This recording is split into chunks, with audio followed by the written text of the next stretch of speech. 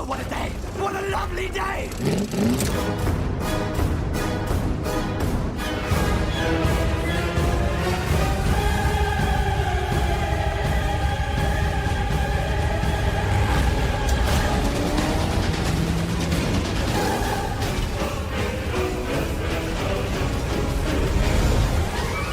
Welcome to the Mad Max Minute Podcast, the daily podcast where we break down Mad Max 1 minute at a time. I'm Rick. And I'm Julia. And today we are talking about minute 46, which begins with Johnny running towards the wrecked ute, and it ends with Toe Cutter handing Johnny a match. It's not a good minute for Goose. Nope. Yeah, he's got a serious case of the Mondays. If by serious case of the Mondays you mean being hung upside down in a truck as two people contemplate burning you alive.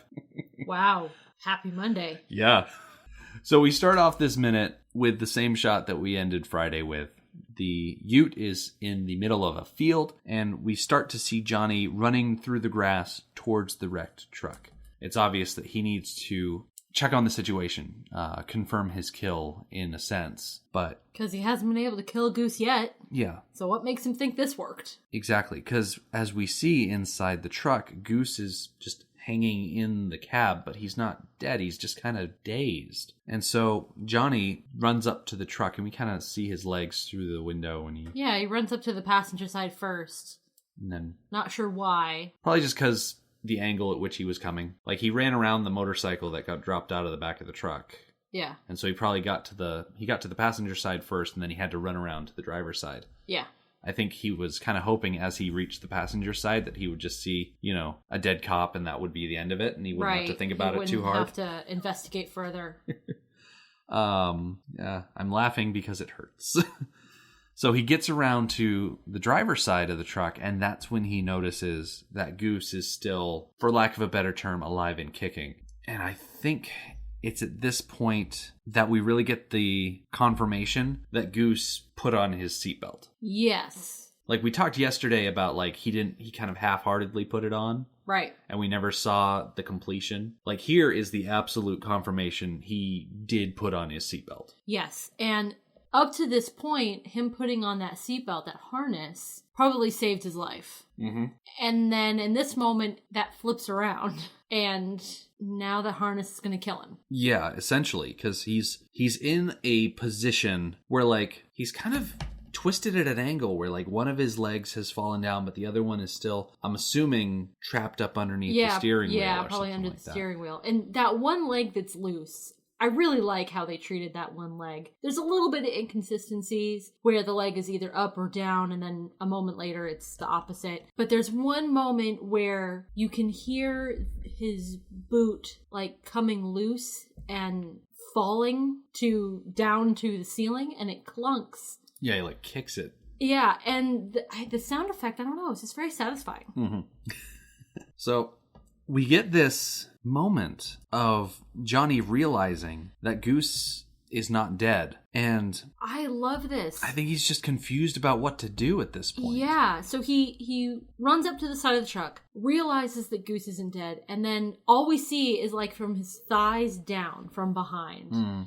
And he backs up. And just from that slight body language, I think we get so much. Yeah. And we get another shot after we see him backing up of him turning to look back up towards the road. Mm-hmm. And as he looks up back towards the road, that's when we get a shot of Toe Cutter hopping over the fence. Bubba is going to stay behind with the motorcycles for now. But Toe Cutter has hopped the fence and he's making his way across the field to where Johnny is. So I feel like Johnny is thinking at this point that Toe Cutter is coming to finish the deal, that Johnny has done his job. He doesn't need to worry about this cop situation anymore. He has delivered Goose to the boss. And so we get another shot of Goose in the truck. And he's kind of coming out of this daze that he was trapped in. And it's important to note here that is just legitimately Steve Bisley hanging up upside down in a truck. They didn't do fancy camera work. They didn't make a clever set where he can sit upright and just kind of pretend or anything like that. No, that's just him hanging. And it becomes increasingly more obvious that he's been hanging in this truck longer and longer and longer. Mm-hmm. The more we see him in this minute, because his face gets so red. And his eyes get so bloodshot because he's just hanging there and all the blood is rushing to his head. You can't fake that. Yeah, he doesn't look good. Yeah. So I like the shots that follow. The camera continues on the level of looking at Goose in the truck. So we've got this low level, like, thigh down or knee down. So we're seeing what Goose would have been able to see. right, because we are invested in Goose. Yes. Goose is the person that we care about. Yes. So we're keeping an eye on him. And so we're seeing Johnny's legs, and all of a sudden, Toe Cutter's legs show up. I really like what you thought about how Toe Cutter approached Johnny. Because Toe Cutter arrives kind of on Johnny's right-hand side, and then he passes in front of him, because the whole time Johnny is looking at Goose, and so Toe Cutter crosses between him and Goose to draw his attention away from Goose. And so I get the real sense here that, Toe Cutter already has a plan when he arrives. That he can see how uncomfortable Johnny is and how wavering he is in his resolve. And so he has come here to, take charge of the situation and really refocus his boy Johnny. And so he pulls that focus away from any sort of, human connection or possibility for mercy by breaking that connection so that Johnny loses the possibility of seeing Goose as, a person.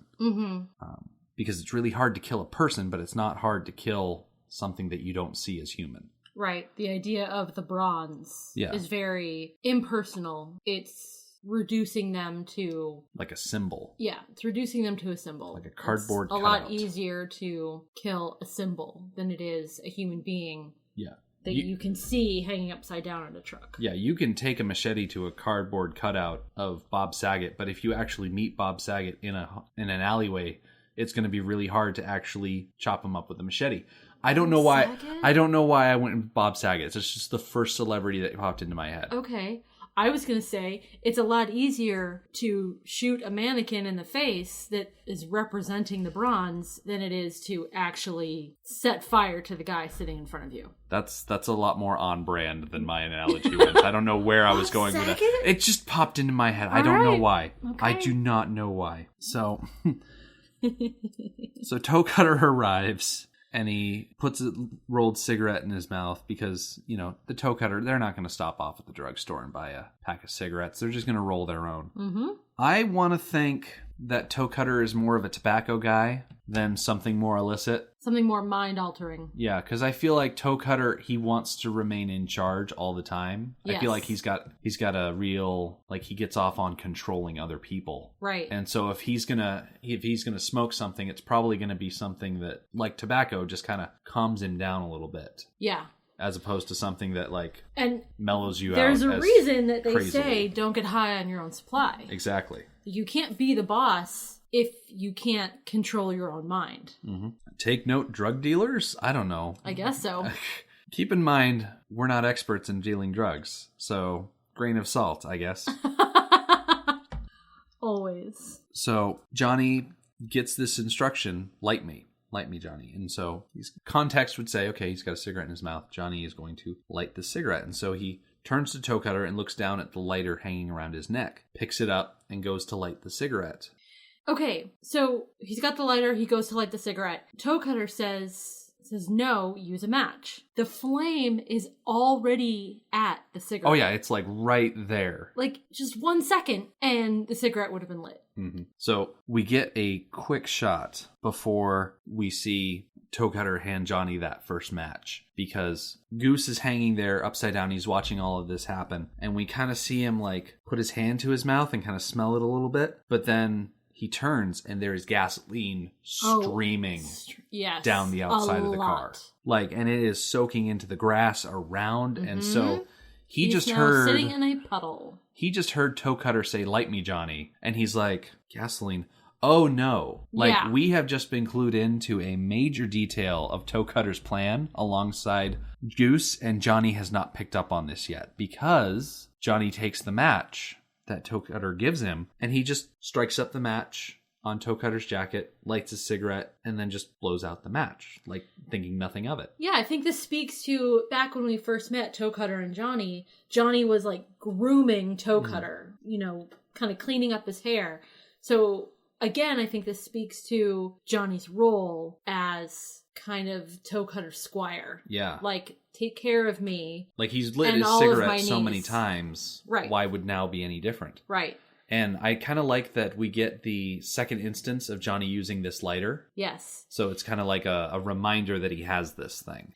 Yeah, and it occurs to me, I was wondering why he had it around his neck. Maybe he has it around his neck because it's part of his job to light Toe Cutter's cigarettes. Yeah. So it makes sense that he would go to that first. Yes. You know, because it's just so... That's what he does. In my notes, I call it, like, it's mundane for him. Mm-hmm. Like, it's so quick that he just strikes the match, lights a cigarette, blows it out, boom, done, Bob's your uncle. I mean, there's nothing odd in Johnny's mind about this situation. No, everybody else knows what's going on. And Johnny is so focused on, okay, I've received an order from the toe cutter, I'm going to obey this order, and now my task is done. Didn't I do a good job? Praise me. Mm-hmm. You know, that type of thing. And he's not really observing his surroundings. And I have here in my notes that we get some really good interactions between Johnny and the toe cutter here. Specifically, a lot of angles over toe cutter's shoulder so that we can see Johnny's kind of thought process written on his face. Yes, we see much more of Johnny than we do of Toe Cutter. Mm-hmm. And I like these because we got to see it once before with the station master, and we get to see it again here with Johnny, that these people, they go up against the toe cutter and they are given a choice to either submit to his will or to, you know, act defiantly. And it's interesting to see that in the different characters as they're written and as how the actors interpret that direction. Because at first, Johnny, like I said, is quick to obey. He thinks nothing of it. But as Johnny's awareness of the situation evolves, his willingness to snap to and follow these instructions really starts to roll back. And we get a little taste of that before the minute rolls out. We get a lot more of it tomorrow. So that's going to be fun. Yeah. But I just love this whole idea that with Toe Cutter, you either submit or you defy. And there are benefits from him for submitting, and there are punishments from him for, you know, defying him. And when it comes to the overall sense of right and wrong, like, those don't always line up, like, ever. Right. Yeah. So I like that while this is going on, we're watching this interaction between Toe Cutter and Johnny, and they've got their own thing going on between the two of them. Mm-hmm. Their own power dynamic, their own story. And the whole time you can hear Goose. Yeah. His breathing, and you can hear the panic increasing in his breath. It's very ragged. The struggle. Yes. And you can tell he's trying to get out of the harness. And it really helps to put a time frame to the story that we're watching between Johnny and Toe Cutter. Mm-hmm.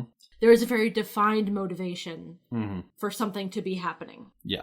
That needs to be taken care of in a timely manner. Absolutely. We do see a little bit of Toe Cutter. After Johnny blows out that first match, we get a quick shot of him, and it doesn't seem to me that he's necessarily, like, upset with Johnny. More just, like, a little disappointed that he didn't get what he was talking about. Yeah, Toe Cutter's much more nuanced than that. Mm-hmm. He gave him one chance to pick up on his meaning. He didn't pick up on his meaning. Now he's going to give him a second chance and really make it clear through, you know, intonation what is going on. And so he raises that second match, and Johnny is following that match with his eyes as Toe Cutter says, light another. And I think that, for lack of a better term, is where the light goes on. Yeah. Yes, definitely. Toe Cutter's still in teacher mode, where it's okay for Johnny to be a little slow because because Toe Cutter is still in a place where he's willing to teach Johnny. Yep. And I think that ends soon. I think in the next minute we see some really interesting reactions from Toe Cutter. You'll notice that really the teaching moment ends when Johnny specifically, like, goes against him. We don't see that till tomorrow. Yep. That's something that's we'll talk about that when it rolls around. But as long as Johnny is willing at some level to submit to the Toe Cutter's will, Toe Cutter is willing to point him in the right direction. And when I say point him in the right direction, I mean Toe Cutter's willing to point him in the direction that Toe Cutter wants him to go in. Yes. He's willing to teach him, but he's willing to teach him to do exactly as he wants, not what Johnny wants. Yeah. So Johnny kind of catches on to what this second match is really for. Yes. And he takes the match out of Toe Cutter's hands, but then he kind of like points at him and says, hey, as if to continue, with a longer sentence of protest. And I find it interesting that Johnny is not necessarily willing at this moment to light the match and throw it into the gasoline, but he still takes the match. Yes, that's a very interesting line of thought that we'll see more of next time in the next minute, that he's not willing to completely submit, but he's still walking down that path. Yeah. It's like, is it muscle memory for him? Like, has he done it so many times that he just instinctually takes it without thinking? Because the more he thinks about it, the less this idea of wasting the bronze, as he said on the beach, it becomes less of an abstract thought and it becomes more grounded and more real the more that they just stand out there in that field. And like I said, he didn't think that he would have to stand there and look at Goose as Goose dies. He thought, okay, I'll sabotage the motorcycle. He'll go off the road, die that way. Awesome, taken care of. I don't have to deal with that emotionally. And when that didn't work, he thought, okay, I'll throw the drum through the window. It'll smash the window, mess up his face. He'll crash and die. I won't need to be there to see it happen because I can see it from a distance. And he's at that point where Plan A failed, Plan B failed. Now we're at Plan C, and he's lost the ability to decide what happens. Yes, he is now literally face to face, and you're right, he's lost the ability to decide. Toe Cutter is there. There is no Plan D. This is what's going to happen, and it's going to happen right now. Yeah. I've been thinking about him taking the match, but protesting anyways. I think him taking the match, the action of just taking it, because it was the path of least resistance. It was easier to take the match than to not take the match. I think about when you find yourself in a situation where you're suddenly in over your head, and I think most people can probably relate to this. Half of what got you there was the path of least resistance. You made decisions along the way that were easier than making the other decision. You just kind of went with it without realizing it, and all of a sudden you're like, wait a second, I'm holding a lit match. Yeah. Right next to a pool of gasoline. Like, how did I get here? How did I get here? This is not my beautiful house. This is not my beautiful wife. My God, what have I done? Exactly. I think that's exactly what's going through his head. Going, my God, what have I done? And we see part of that journey now, part of that journey tomorrow. Yeah. It gets really intense. It gets very intense tomorrow, and yeah. I love it. It's great. So the last thing we see in this minute is Toe Cutter beginning to speak. And his sentence gets cut off just because of how the minutes fall. So we're going to cover that bit tomorrow. We've had a bit of an abnormally short episode today, but I mean, we're going to get into some real juicy stuff tomorrow, so I feel okay about it. Yeah. There was one thing we skipped, talking about the farm animals that you could hear in the background. Yeah, I noted that you can hear sheep in the background way back in the beginning of the minute, and you said that you thought it was a crow. Yeah, because it kind of sounded like the crow sound that we heard when Johnny was picked up by the police. Yes, and while I really do think it's sheep, because you can actually... Yeah, we see some livestock sheep, walking around behind. In the background. Yeah. I like the idea, though, of the crow, of that theme running through of... Because crows can be seen as like an omen of death. They're carrion birds. Yes, they follow death. So this is another scene where we're seeing somebody come very close to dying. He doesn't die in the car. He dies in the hospital, right? I don't recall. That's hard to say. We'll find out. Yeah. I kind of like the idea, and this might actually make this not a short episode. I might have to eat the words that I just said. But I like the idea of Johnny being featured in scenes where you can hear crows cawing in the background, because crows are fairly cowardly birds. Like I said, they're largely scavengers. They pick corpses and whatnot. It doesn't take a lot to like shoo them away. They follow death even if they don't necessarily kill things. Yes. They let other circumstances kill their prey, and then they swoop in and pick them out. Oh, I like that. This idea of the cowardly bird that still rides on the coattails of more apex predators, I feel like that applies to Johnny. Absolutely. And, nice, son. You know, there's a reason we keep hearing these birds show up, other than the fact that they're native to that area. Right. Like, little ADR things like this need to be inserted after the fact anyway, so there's got to be a reason. Right, it wasn't an accident. That Miller and Kennedy threw these things back in there. Right. The idea to really draw that parallel. And really, the idea of the scavenger becomes a big theme in later movies, because everybody is pretty much reduced to needing to scrounge and to scrimp and just to get by. Yeah, to scavenge and whatnot. So I think it's a bit of an interesting idea that everywhere Johnny goes, he's followed by these crows. Mm-hmm. I like that. Yeah. Very interesting. I'm trying to think of other instances of animals in this movie. There was, and I didn't note it because I didn't think it was interesting at the time, and I can't remember exactly where it was. But there was another instance where I thought I heard a sheep. Mm-hmm. It was... Well, while you're thinking of that, we did see a stray dog when we were over in Wee Jerusalem when the gang was messing around with the townspeople. We see a dog later on once Jesse and Max go on vacation. And I can't necessarily remember any other instances of animals being involved in this movie. I'm going to look back through my notes real quick. I will admit that sheep and crows do sound pretty similar. Yes. Yeah. So, but I think that wraps it up for today. I think so. The end of today's episode was a little meandering and whatnot, but at the same time, we didn't want to step over tomorrow's content for the sake of today. So, in the meantime, you can go check out our website, which is madmaxminute.com. You can follow us on Twitter at madmaxminute and like us on Facebook at facebook.com/madmaxminute. Thank you for joining us for Mad Max Minute number 46. We'll see you tomorrow. Motorbikes and leather men take me to the edge of the dream. Hold on tight, no